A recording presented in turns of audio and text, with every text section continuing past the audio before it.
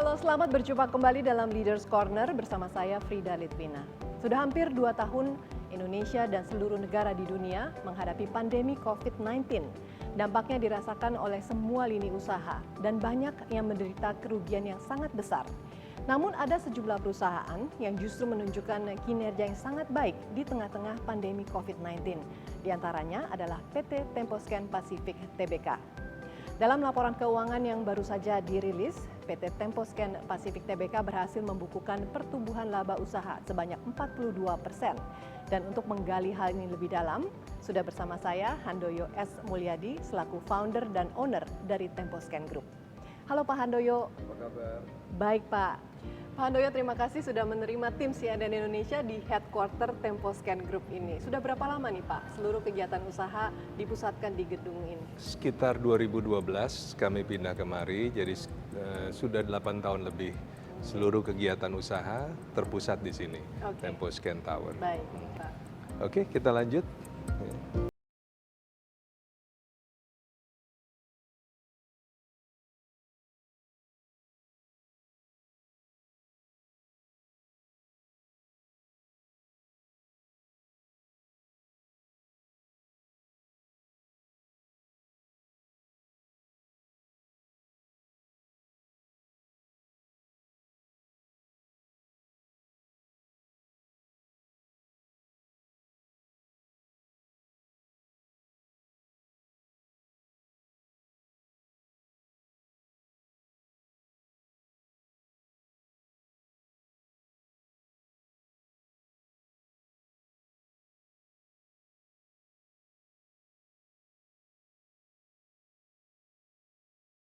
Kita mulai, perlu saya tegaskan bahwa saya, Pak Handoyo S. Mulyadi, beserta seluruh kru yang terlibat dalam pengambilan gambar kali ini, beberapa saat yang lalu sudah melakukan swab test dengan hasil negatif. Ya, Pak Handoyo, sekali lagi terima kasih Pak sudah menyediakan waktunya untuk CNN Indonesia.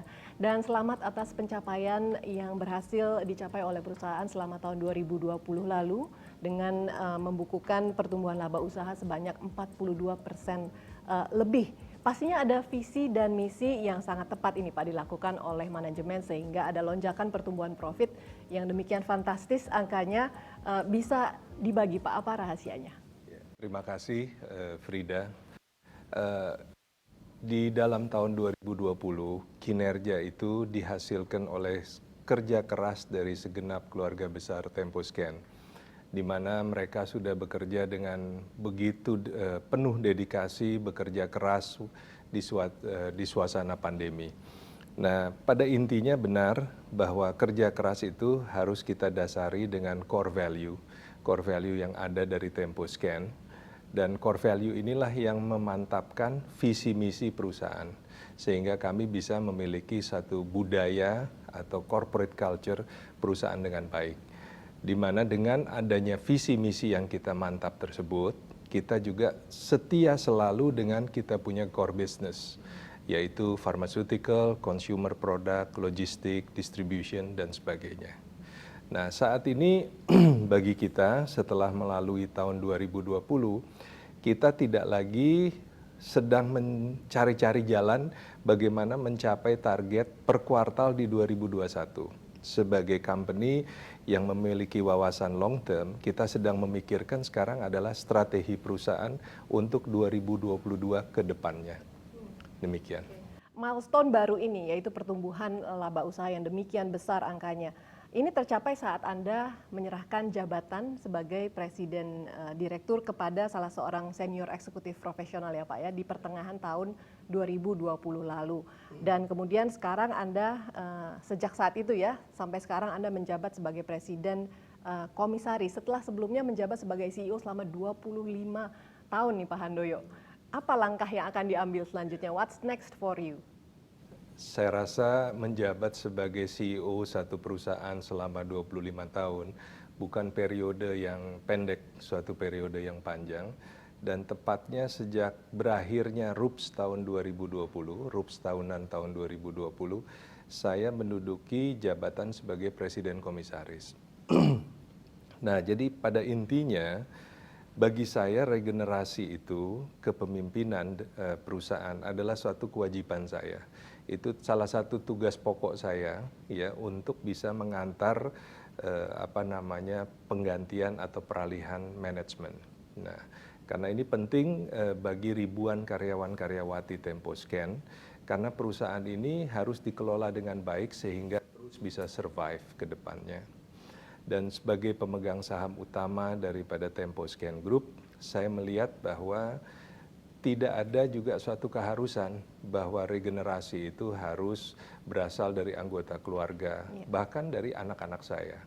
Namun regenerasi itu harus kita ciptakan suatu tongkat estafet ya kepada eksekutif yang benar-benar capable. Padahal anak-anak Anda juga terlibat dan sekarang sudah bekerja ya Pak ya? Sudah. Di perusahaan. Jadi sudah bekerja di berbagai bidang, namun ya tidak harus karena memang profesional harus yang handal, capable, juga kreatif dan juga committed terhadap perusahaan. Ya karena ada pepatah yang mengatakan position can be given, but respect one must earn. Ya, jadi tidak bisa dengan serta-merta adanya satu jabatan sehingga anak-anak saya, anggota keluarga bisa mengatakan, oke, I have earned the respect. Itu juga tidak otomatis demikian. Dan ini sudah dibuktikan melalui penunjukan salah seorang senior eksekutif profesional sebagai presiden direktur ya Pak ya, di tahun 2020 lalu. Kilas balik nih Pak, perjalanan karir Anda di Temposcan Group sendiri sebagai holding dari Temposcan Pacific. Anda start mulai di Temposcan Pacific setelah sebelumnya sempat tinggal, belajar dan bahkan bekerja ya Pak ya di Amerika waktu itu. Apa yang kemudian membawa Anda kembali ke Indonesia? Ya. Jadi agar jelasnya sebetulnya Temposcan Group ini cikal bakalnya diawali oleh PT Perusahaan Dagang Tempo.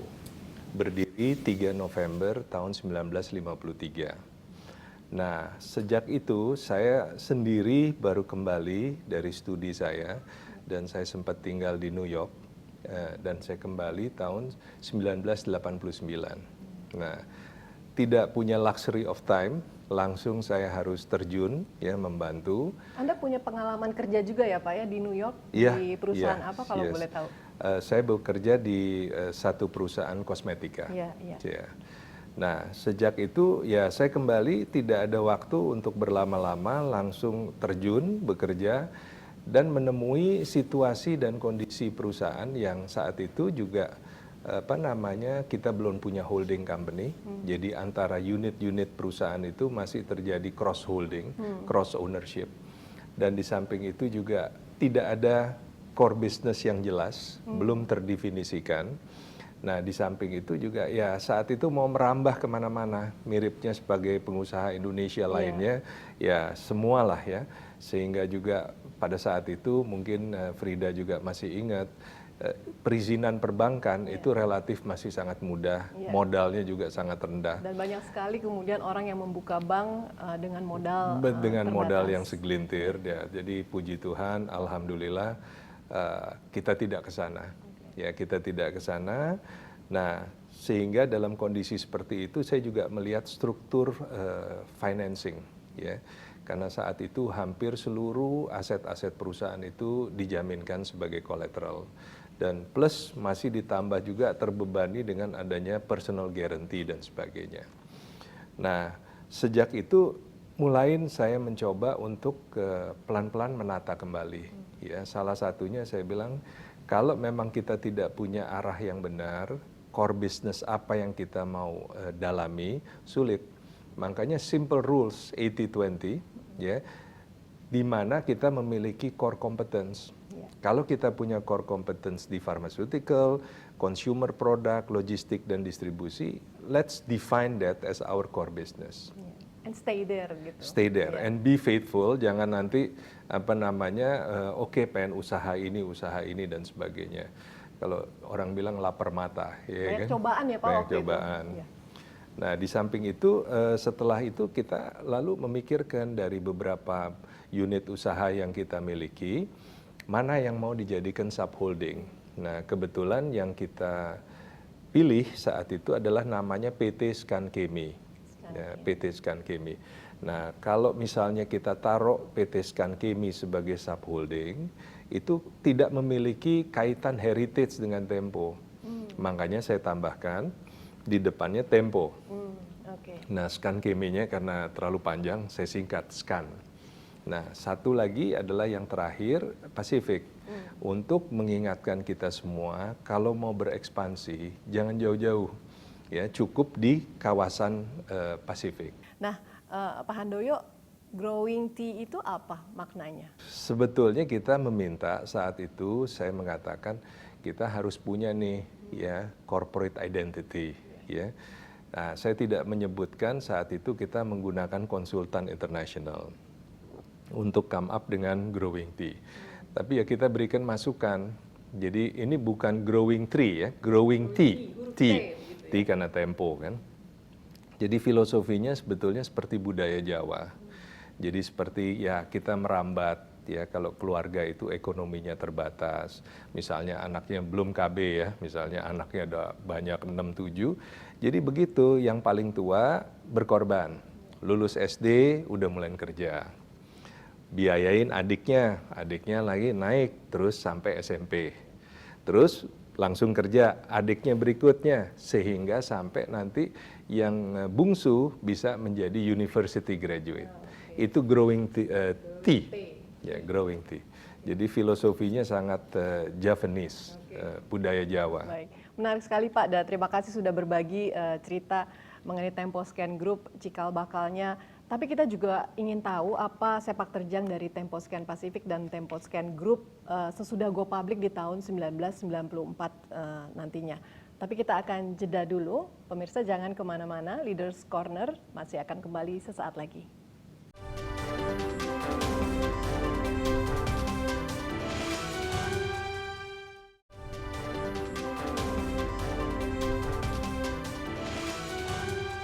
Terima kasih Anda masih bersama kami di Leaders Corner dan masih bersama saya Handoyo S. Mulyadi, founder dan juga owner Temposcan Group. Pak Handoyo, perusahaan go public di tahun 1994 yang lalu. Beberapa tahun setelah Anda bergabung ya Pak di perusahaan, apa yang memotivasi strategi untuk go public ini? Bagi saya, kalau manajemen itu mau diberikan suatu KPI untuk sukses, maka kita harus juga membuat suatu transparansi. Key Performance Index ya Pak maksudnya? Key Performance Indicator, jadi mereka juga harus dibekali dengan data-data yang transparan, ya, akurat dan detail. Nah, untuk itu salah satu prasyaratnya bagi saya adalah kita harus go public kan perusahaan, sehingga memang akan banyak mata yang mengawasi perusahaan tersebut. Jadi benar, tepatnya di Juni tahun 1994, Temposcan kita go public kan, sehingga dari tertutup menjadi terbuka. Begitu. Nah, yang sangat mengesankan bagi saya karena waktu itu usia saya relatif masih muda, ya, adalah pengalaman proses IPO.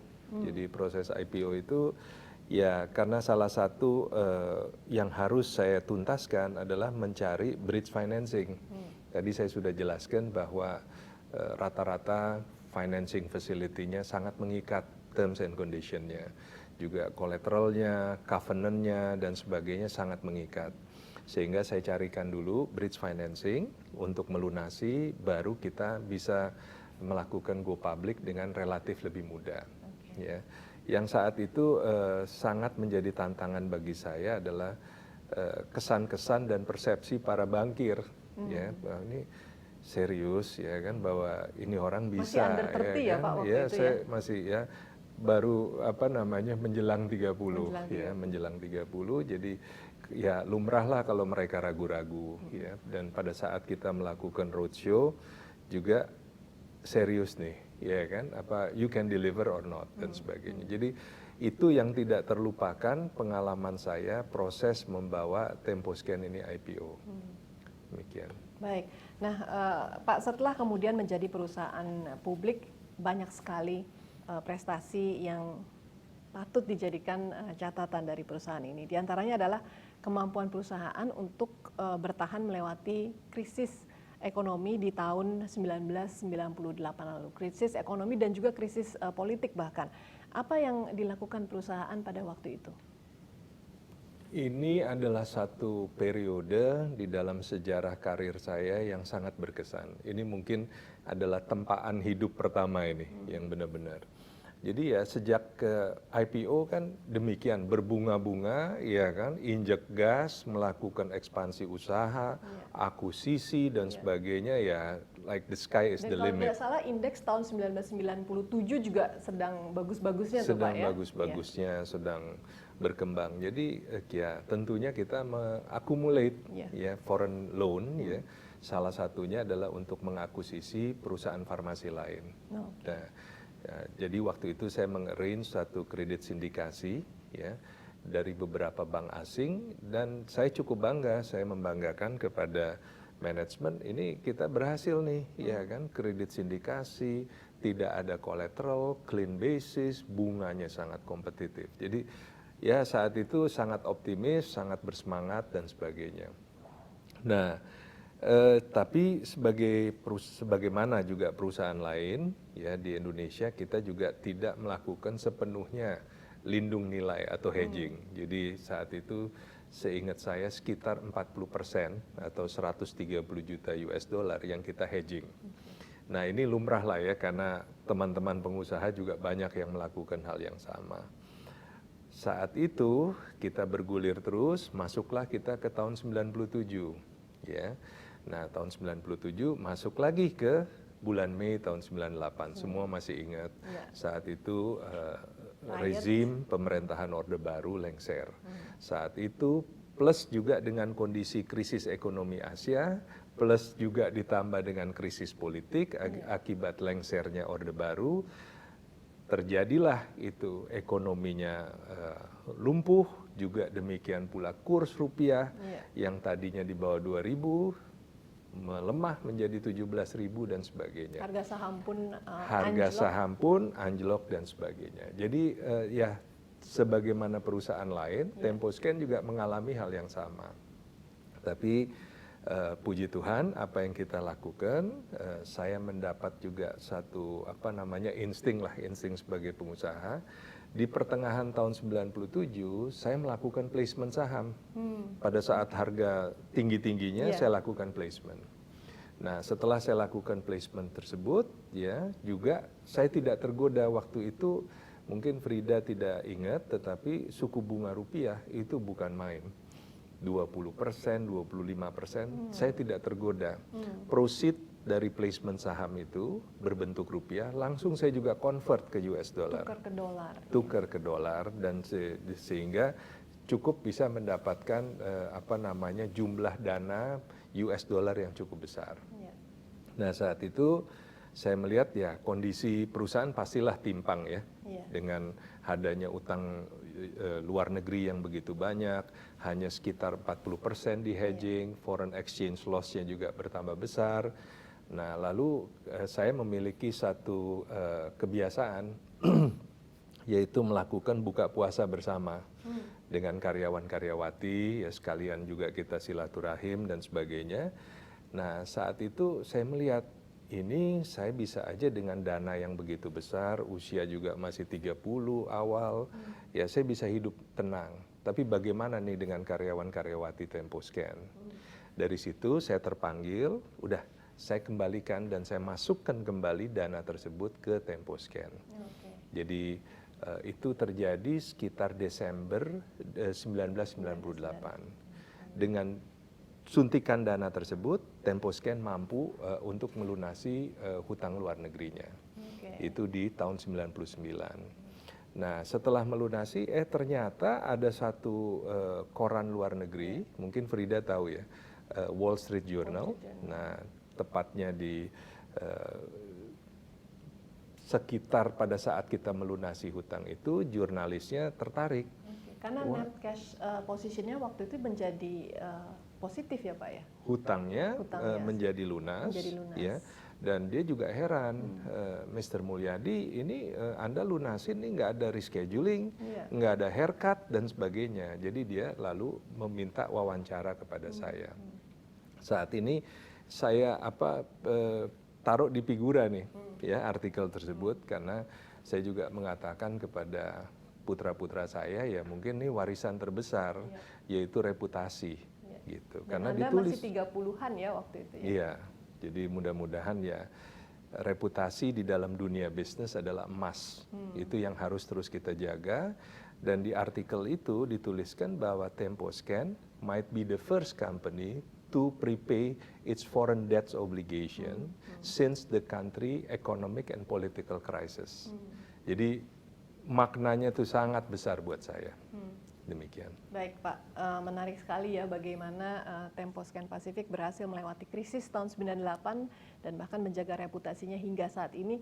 Masih banyak yang ingin saya gali dari Pak Handoyo, tapi kita harus jeda dulu. Pemirsa, tetaplah bersama kami di Leaders Corner bersama Handoyo S. Mulyadi. Kami akan kembali sesaat lagi.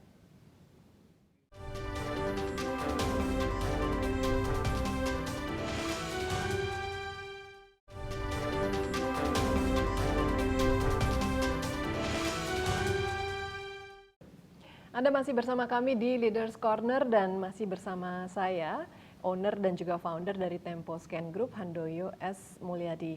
Pak Handoyo, ada langkah penting dan juga menunjukkan komitmen besar dari Temposcan terhadap Indonesia, yaitu dengan membangun sejumlah pabrik. Sudah ada 9 dan sedang dibangun yang ke-10 ya Pak. Mengapa Anda memilih strategi ini untuk membangun pabrik di Indonesia? Ya, jadi setelah kita mendefinisikan core business, pharmaceutical, consumer product, distribusi dan sebagainya, saya merasa bahwa core business itu harus didukung oleh suatu strategi yang berorientasi kepada domestic manufacturing.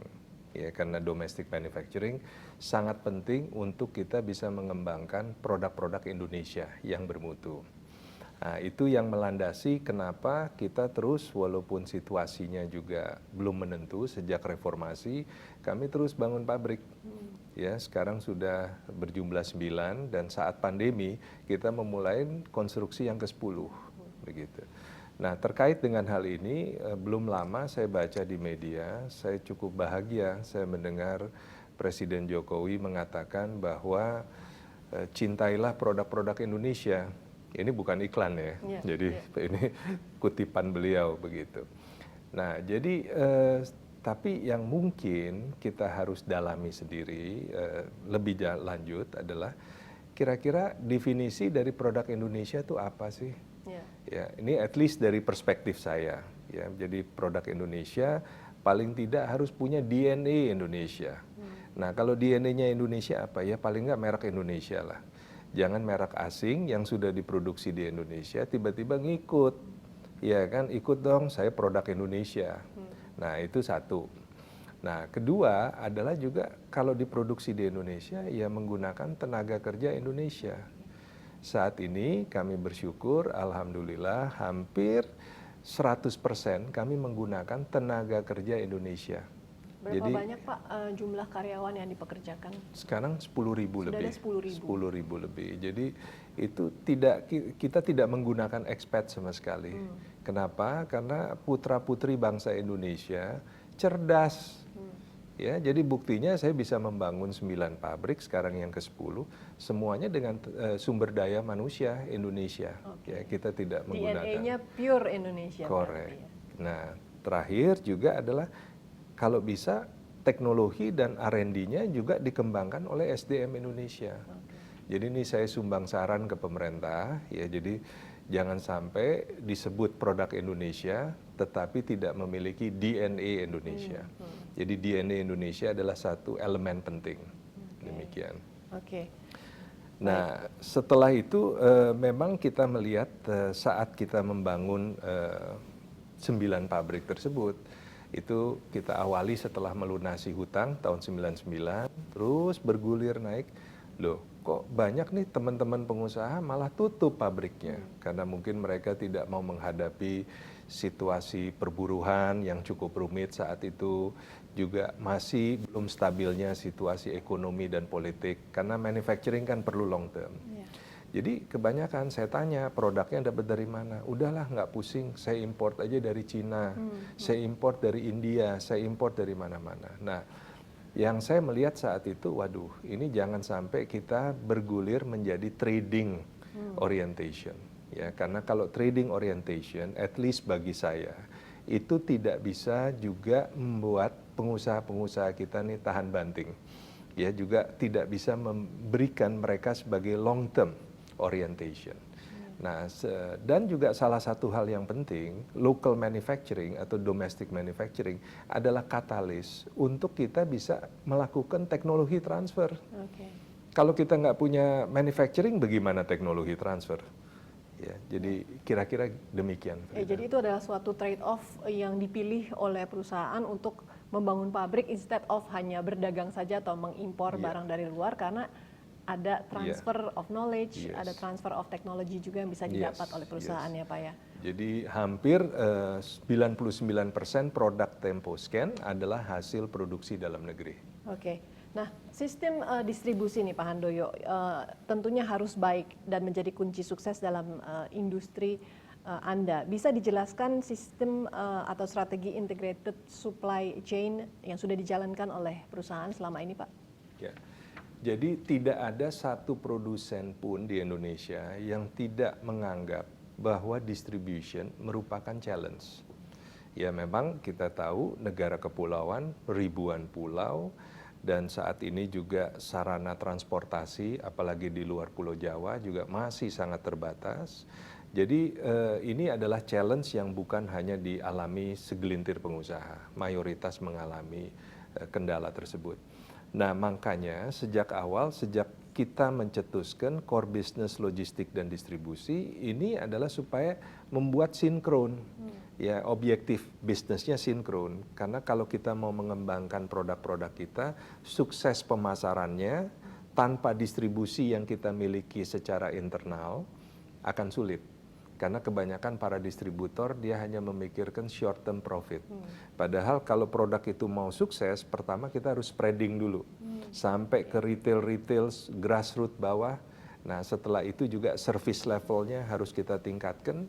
Ya, nah ini kalau tidak memiliki satu meeting of mind yang sama, sulit tercapai. Jadi itulah menurut saya logistik dan distribusi adalah bagian penting, ya pivotal part daripada kesuksesan produk-produk Temposcan. Saat ini kalau saya boleh lanjutkan Frida, kita sudah membangun jaringan distribusi secara nationwide. Jadi dari Sabang sampai Merauke sudah ada 46 cabang kita, gudang-gudang kita dalam skala yang cukup besar. Juga kita memiliki 7 distribution center nationwide dan ditopang oleh 127 sales point di seluruh titik-titik di seluruh Nusantara. Demikian. Baik. Nah Pak, dengan jumlah investasi yang sangat besar yang sudah ditanamkan di Indonesia, apa yang ingin dicapai perusahaan selain tentunya ya membukukan profit dan membagikan dividen bagi para shareholders-nya? Jadi intinya kita melihat bahwa capital expenditure itu adalah urat nadi perusahaan. Jadi harus kita lakukan secara berkesinambungan. Yang kami bersyukur adalah capital expenditure Temposcan selama ini dibiayai mayoritas oleh organic cash flow. Nah, organic cash flow itu menjadi sumber penopang capital expenditure. Sehingga juga kami memiliki satu policy yaitu dividend payout ratio kita keep sekitar 50%. Ya sehingga ya pemegang saham memperoleh dividen. Berarti ada laba yang ditahan. Ada laba yang ditahan. Laba yang ditahan itu bersama dengan cash flow organik bisa untuk kita gunakan pembiayaan capital expenditure. Cash flow organik itu maksudnya apa Pak? Mungkin bisa dijelaskan. Ya kalau secara accountingnya kan ada from operation, net operating cash flow, ada cash flow from investing, ada cash flow from financing. Jadi kalau saya melihatnya yang paling utama sehat apa tidaknya adalah net cash flow from operation. From operation, itu yang disebut sebagai organik. Ya, itu terlalu teknis mungkin ya secara akuntansi. Oke. Baik, jadi itu adalah yang ingin dicapai oleh Temposcan Pacific selain tentunya membagikan dividen, tapi ada skema-skema tertentu dan strategi tertentu yang dipertahankan ya Pak ya. Yes, it's a fine balance. Kita tetap bagi dividen, tapi kita batasi payout ratio-nya sekitar 50%, sehingga masih mencukupi untuk membiayai capital expenditure tanpa harus terlalu leverage. Oke, baik Pak. Kita akan kembali lanjutkan perbincangan, tapi setelah jeda berikut, Leaders Corner masih akan kembali sesaat lagi, tetaplah bersama kami.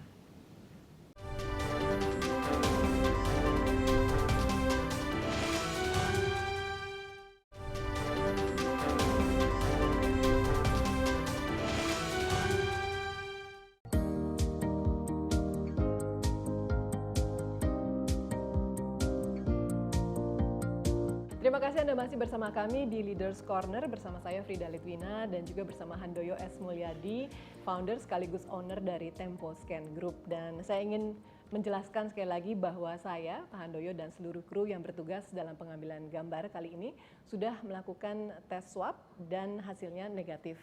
Dan Pak Handoyo, kita lanjutkan kembali perbincangan. Ada komitmen begitu besar dari Temposcan Group yang sudah ditunjukkan kepada Indonesia selama 67 tahun perjalanannya di Indonesia.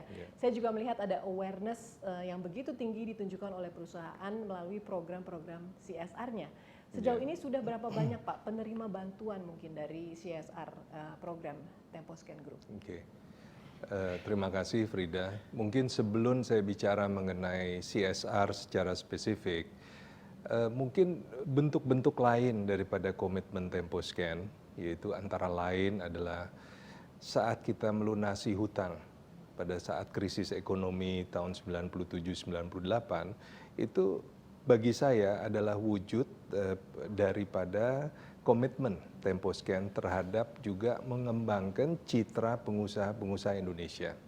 Karena sebagaimana kita ketahui waktu tahun 97-98 banyak daripada bankir-bankir, khususnya bankir asing yang juga meragukan karena banyak problem loan dan sebagainya. Jadi ya itu bagian dari upaya kita juga membangkitkan citra pada umumnya pengusaha Indonesia bahwa kita adalah pengusaha yang bankable ya di mata perbankan internasional. Kedua, kalau kita lihat kita itu selain faithful terhadap kita punya core business, kita juga faithful terhadap Indonesia.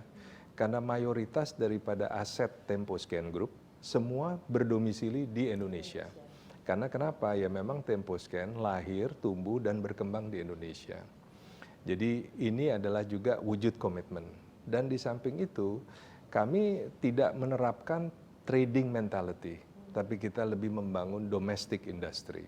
Nah, di samping itu kami terus juga selain berinvestasi di 9 pabrik, berinvestasi di 46 cabang, 7 distribution center dan sebagainya, kami juga terus meningkatkan IT capabilities. Karena dengan menggunakan Enterprise Resource Planning, ERP, SAP, kita sudah mulainya lebih dari 18 tahun yang lalu. Jadi Tempo ran on SAP sejak tahun 2002. Jadi teknologi yang kita investasikan dengan SAP menjadi katalis untuk kita juga bisa melakukan aplikasi lain. Contohnya Salesforce kita sekarang sudah mayoritas sudah menggunakan automation system. Nah lalu juga warehouse kita semua juga sudah automation system. Pabrik kita banyak juga yang menggunakan teknologi robotik. Ya, dan di samping itu kita punya distribution replenishment plan, DRP, sudah menggunakan juga aplikasi berbasis IT yang canggih. Nah masuk kembali kepada CSR. Jadi ini adalah mungkin pandangan saya pribadi ya. Bagi banyak perusahaan, CSR itu dilihatnya sebagai beban. Ya, karena ada anjuran, lakukanlah CSR, lakukan itu. Sebagai cost mungkin dianggapnya ya kalau sebagai beban. Beban ya sebagai juga biaya ekstra. Tapi kalau bagi Temposcan, khususnya bagi saya sendiri, CSR adalah merupakan amanah. Ya, CSR adalah sebagai satu kewajiban. Karena kenapa? Temposcan bisa seperti sekarang, kalau bukan karena masyarakat Indonesia, siapa lagi yang membantu kami? Ya, apalagi produk-produk Temposcan adalah produk rakyat. Jadi amanah ini adalah sesuatu yang kita harus jalankan karena kami lahir tumbuh di Indonesia. Jadi apapun yang kita lakukan saat masyarakat Indonesia sedang berduka, seperti saat misalnya COVID. Kami juga langit gelap saat itu bulan April Mei, ya. Kami tidak tahu apa jadinya dampak dari pandemi, tapi kami langsung mendonasikan 18 miliar lebih. Ya kan, banyak bentuknya seperti PCR machine, ya kan, seperti APD, seperti obat-obatan dan lain-lainnya. Dan di samping itu ada satu juga, kita juga melaksanakan khususnya bagi anak-anak dan balita yang lahir dengan cacat bawaan. Incongenital disease, jadi ada yang hidrocephalus, atresiana, jadi ada yang ke sekolah waktu SD dengan kotoran karena tidak punya anus dan sebagainya. Nah, itu kita sudah mengoperasi lebih dari 2.500 anak dan 2.000. Menerima bantuan ya? Iya. Jadi ini anak-anak yang dari keluarga kurang mampu. Dan mungkin sedikit saya tambahkan di situ, jadi dalam kurun waktu berapa tahun ini, Temposcan di dalam hal CSR kita sudah mendonasikan, atau jangan donasi lah ya, kita sudah berpartisipasi kepada masyarakat yang memerlukan senilai 60 miliar. 60 miliar rupiah, Ya. program CSR, baik. Nah Pak Handoyo, produk-produk yang dihasilkan oleh Temposcan Pasifik ini orientasinya kepada masyarakat umum, dilihat dari harganya dan juga jangkauannya ya Pak ya. Apa yang mendasari strategi untuk bercore bisnis di produk domestik di tengah persaingan yang cukup ketat Pak pada waktu itu? Ya, jadi setelah kita mendefinisikan core business, pharmaceutical, khususnya consumer health, kosmetika, juga consumer goods dan sebagainya, lalu kita jabarkan dalam bentuk strategi. Strateginya ya seperti yang saya katakan, selaras dengan definisi saya produk Indonesia, harus dengan merek Indonesia. Jadi yang kita fokuskan di situ adalah own brand equities daripada Temposcan. Nah, brand equities daripada Temposcan ini ya sekarang sudah merakyat sekali, sudah menjadi household names di antara masyarakat kita. Jadi saya boleh katakan bahwa produk Temposcan, produk rakyat Indonesia. Saya tambahin rakyat di situ karena strategi kita adalah mengadopsi value proposition. Jadi value proposition adalah mutunya bagus, ya kan, bermanfaat dan bersama itu juga dengan harga yang affordable. Jadi itu value proposition. Jadi Temposcan punya produk adalah produk rakyat Indonesia. Ya Pak, semua produk yang dihasilkan oleh Temposcan Pasifik adalah produk-produk yang berorientasi kepada kebutuhan masyarakat umum, baik dilihat dari jangkauannya, kemudian juga harga produknya tersebut. Apa yang mendasari strategi untuk memilih produk domestik seperti ini di tengah persaingan yang begitu ketat? Ya, jadi dengan kita mencanangkan core business, consumer product, pharmaceutical, khususnya consumer health, logistik dan distribusi, maka penjabarannya adalah di dalam fokus terhadap brand equity Temposcan. Ya, brand equity Temposcan ini ya merupakan proksi daripada produk-produk Indonesia. Khususnya boleh saya twist sedikit, produk rakyat Indonesia. Kenapa? Karena memang sifatnya kita mendukung value proposition, mutu baik, bermanfaat, dan pada saat yang sama harganya affordable.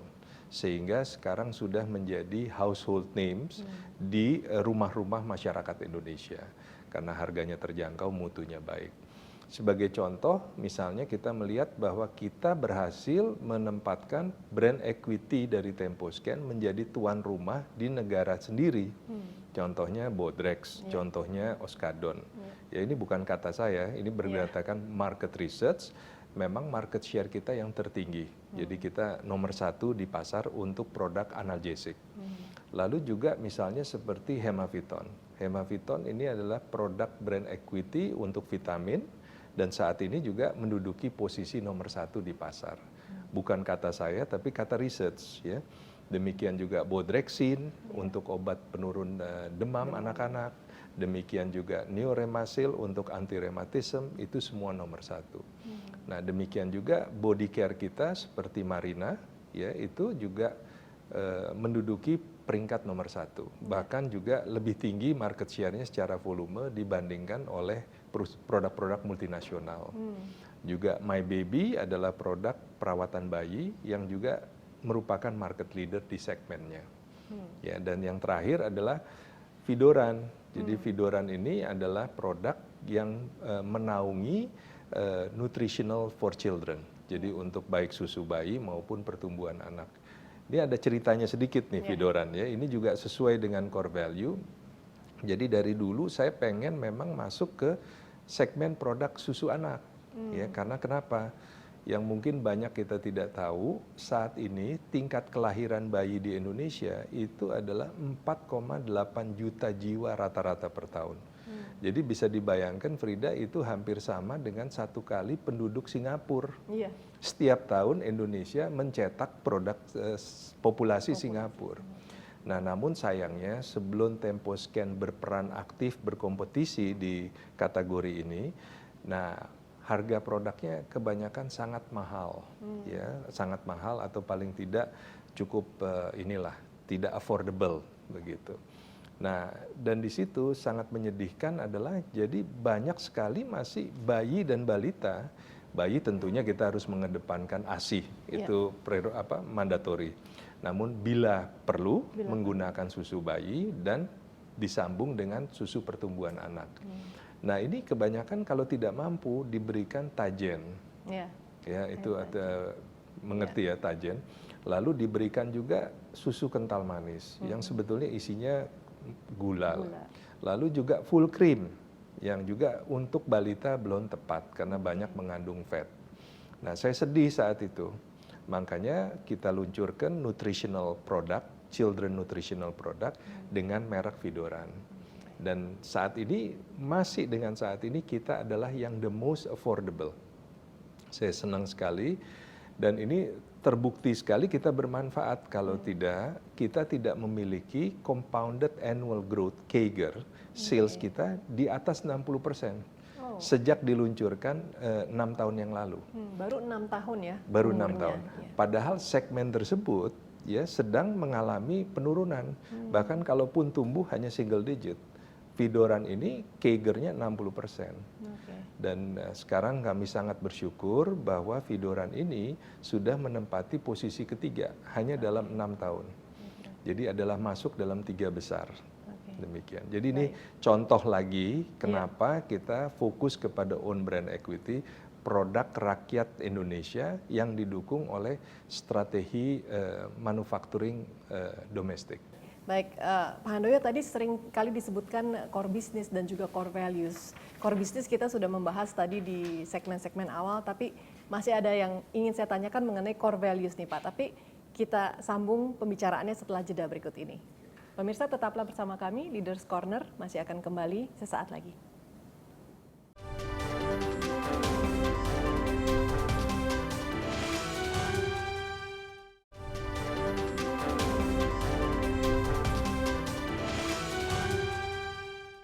Terima kasih Anda masih bersama kami di Leaders Corner. Saya mau lanjutkan ke core values nih Pak. Dari tadi disebut-sebut core business, core values. Apa sebenarnya core values atau nilai-nilai yang dijunjung tinggi oleh perusahaan?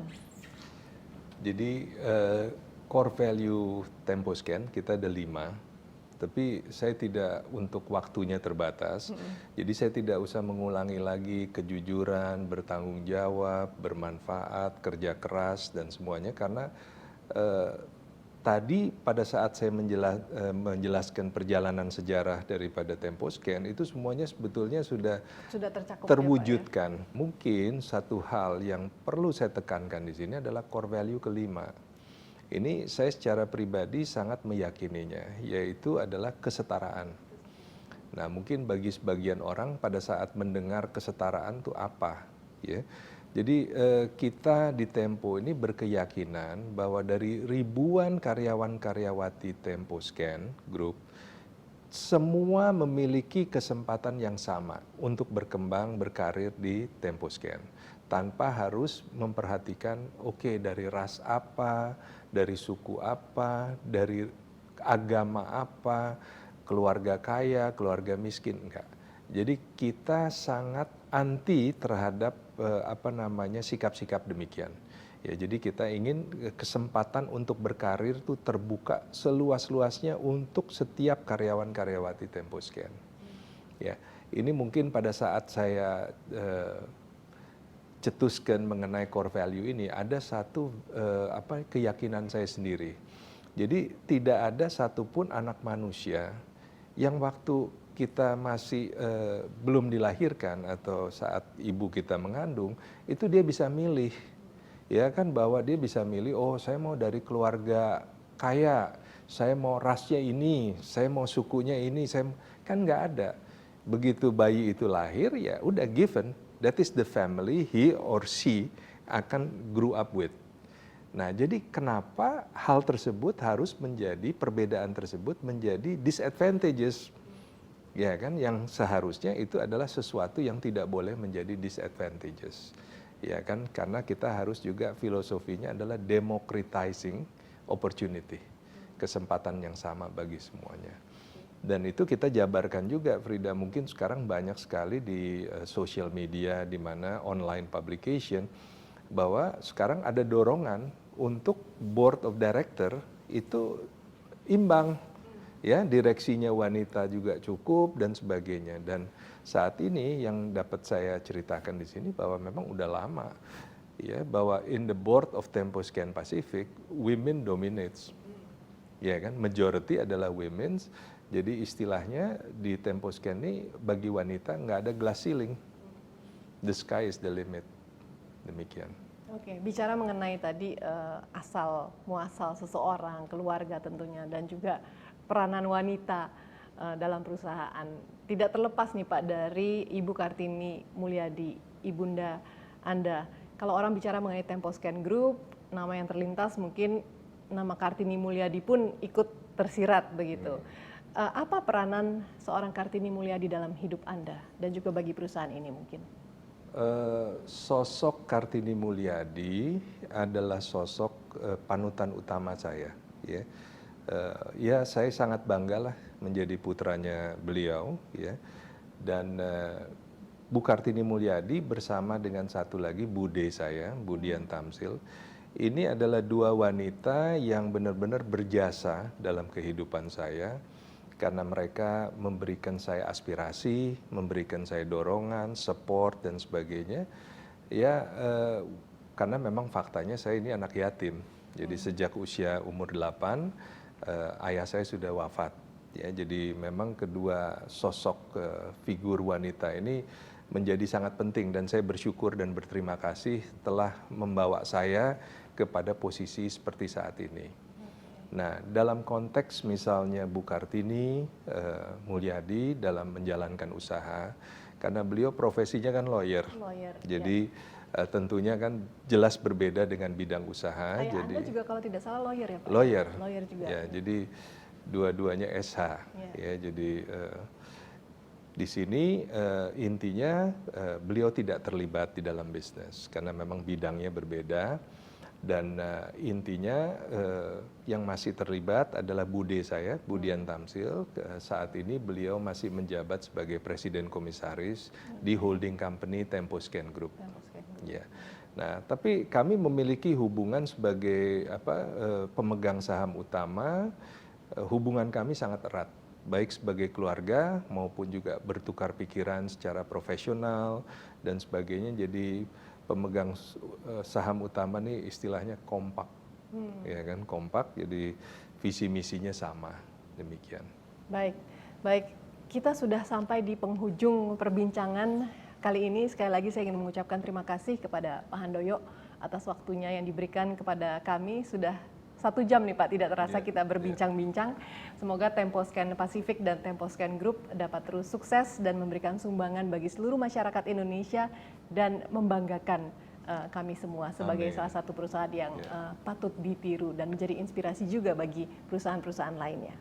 Terima kasih. Demikianlah bincang-bincang saya dengan Handoyo S. Mulyadi, founder sekaligus owner dari Temposcan Group. Semoga perbincangan ini bermanfaat bagi Anda. Saya Frida Litwina undur diri. Sampai jumpa.